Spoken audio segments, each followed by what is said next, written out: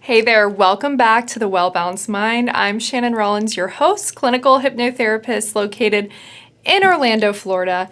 And I actually wanted to pop in for today's episode. As you know, each week I come in with different insights and strategies to live a happier, healthier life, really focused around concepts of mental health and well-being, physical health, spiritual health. Everything ties into that mental health component. And over time, as a hypnotherapist, I have accumulated a ton of questions about hypnotherapy. What is this alternative approach and why are people even using this? And so today I wanted to really give a shorter episode and give you a really good common myths and misconceptions that I hear and the most commonly asked questions related to hypnotherapy and hypnosis. And I first want to share with you my story of how I got into the field of hypnotherapy to begin with. I have a broad background in health and wellness. I was working with healthcare companies and various other companies to create health and wellness programs, mental health programs, depending on what that company needed. And over time, I knew I wanted to slowly venture out of that and work one-on-one with people again. I've always been doing coaching, health coaching and life coaching, mental wellness coaching as well. And so in that process, I always knew there was more. I always knew that I wanted something more, but I wasn't sure what that was. I also was doing NLP, practitioner training, that type of thing.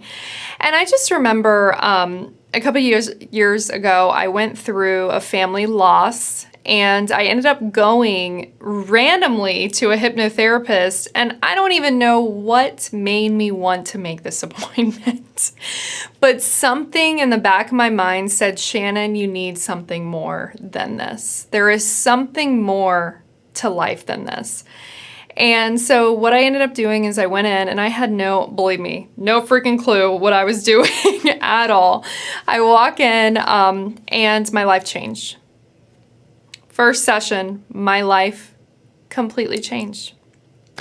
And through the power of hypnotherapy and me going through my own healing, I have significantly lessened and completely gotten rid of my anxiety that I used to always suffer from all the time. And it was usually performance related, anticipatory related. All of that was swept away. And then on top of that, my psoriasis went away. I haven't had a psoriasis flare up in 3 years, and I don't take any medication for it, and no medication was helping before that. And so this is just a small testimonial of mine of why I decided to lean into this random, crazy alternative medicine approach. And so I want to give you a background of what hypnotherapy is, because my guess is that you are thinking that it is someone on stage having someone cluck like a chicken, or having someone cry on command, or do something crazy that they don't want to do. And I'm telling you, this is professional clinical hypnotherapy. This is not what that is. That is for a different time and a different place, nor that is not what I do. And so hypnotherapy, it's really interesting. We're going to start with this concept of hypnosis. What is this hypnosis thing? It's just a natural state of mind. It's a deeper brainwave that you're slipping into. So we have 4 different primary brainwave states. We have beta, that's me talking to you right now. I'm consciously talking, having a conversation. Alpha, and then theta and delta. So delta is when you are in a deep sleep. You are sleeping. I don't want you in delta because I need you to be conscious, right, at some level. Alpha and theta, right, that's a lighter to medium type state of hypnosis. Now guess what? These are the same states that we slip in out of throughout our day. Do you know that you actually go into a state of hypnosis every 90 minutes? Every 90 minutes. Hypnosis is when you are daydreaming, or when you're driving on the highway. Have you ever missed your exit on the highway and you're like, oh my gosh, I missed my exit? I don't know about you, but I do that all the time, and it's probably because I'm daydreaming. Slipping into that state of hypnosis. When you wake up in the morning, you're coming out of a state of hypnosis. And when you're drifting off to sleep at night, when your eyes are closed and you can still kind of hear all the things going on around you, you're in a state of hypnosis. So when someone tells me, Shannon, I don't think that I can be hypnotized, you already have been. How long have you been sitting here listening to me talk? Hypnosis is just a fixation on a point.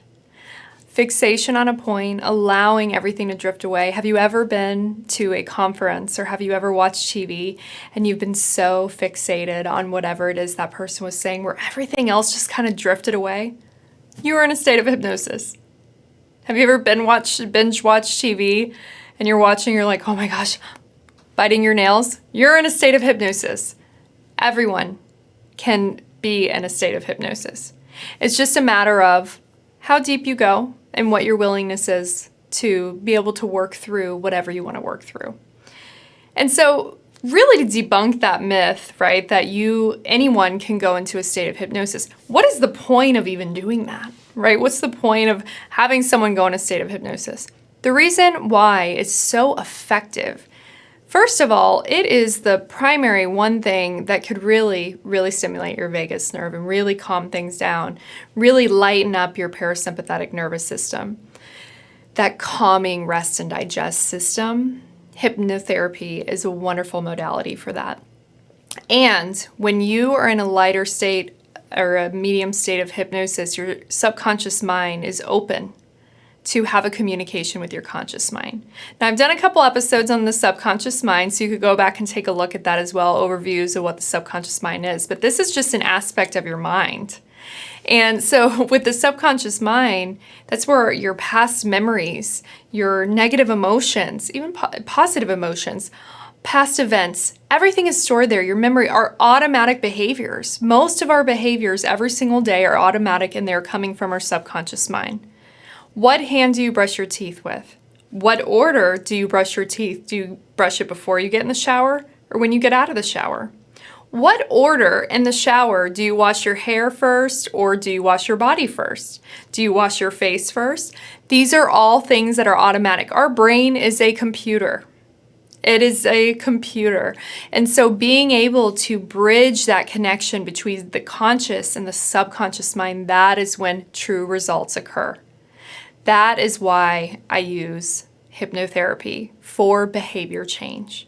It can be significantly helpful with behavior change and also with just simple relaxation, depending on what you are looking for. If you're looking for that true behavior change of, I want to get to the bottom and kind of peel back what's going on, I always tell my clients and anyone I get on the phone with, Shrek's line, which is my favorite line of all time in all Disney movies, and he always says, humans are like onions, they have layers. There is nothing more true than we have layers. Listen, we are complex. We are taking in tons and tons of information every single day. And depending on how we're storing it, depending on how we're filtering through, even what we see every millisecond, and we're basing it on all the things that we've seen in the past. We're comparing it. We're transmuting it. We are comparing it to every emotion that we've ever had. This is some pretty complex stuff, right? We don't even know what our brain is doing half the time when it comes to what we process and our memories and our emotions. So with hypnosis, we're really able to dig in more of, okay, what are the things that are causing the patterns in your current life and how can we sweep this away? How can we peel back one layer to allow some more to come up and be able to help it, be able to really calm down whatever's going on, be able to calm the anxiety or have it go away completely, be able to rid the phobia, the fear of speaking or the fear of being on a plane, being able to pull out of immense sadness, being able to move through grief, being able to help with any other pain management techniques and just feel a little better each and every day. And that's why we use it. So I want to go through some of these really common questions that people ask me. And the first one is, am I under your control? Absolutely not. So all hypnosis is self-hypnosis. All hypnosis is self-hypnosis. And actually, every single person that comes to me, I teach them self-hypnosis, how to self-hypnotize. because this is something that you can take away with you and practice this as a technique every single day. And so it's self-hypnosis because I have to tell you a suggestion, but you can choose to accept or reject that suggestion. You can choose. So technically, if you were in a state of hypnosis and I said, you are now a millionaire. Listen, if I'm in a state of hypnosis and you tell me I'm a millionaire, I'm not going to be like, oh yeah, I am. No. Or it has to go based on logic too, right? So being able to move through that, whatever those suggestions are, you can choose to accept it because it's self-hypnosis. So you are not under my control at all. This is a partnership. Any good hypnotherapist that you go to, this someone that you walk alongside with, they are your GPS and you are in the driver's seat, and they pretty much just kind of guide you where to go. So that answer is no. And then the other question I get, can I get stuck in it? I think we already kind of addressed this at the beginning when I was saying we slip in and out of hypnosis every single day. Every single day. And so whatever you've done daydreaming, whenever you've felt a certain way, then it's one of those things where, hey, I can snap out of it anytime I want. So you cannot get stuck in hypnosis either. And the other one being, will I remember anything? Now, this is an interesting question. I have a lot of people who fear that they're not going to remember what happens in the session.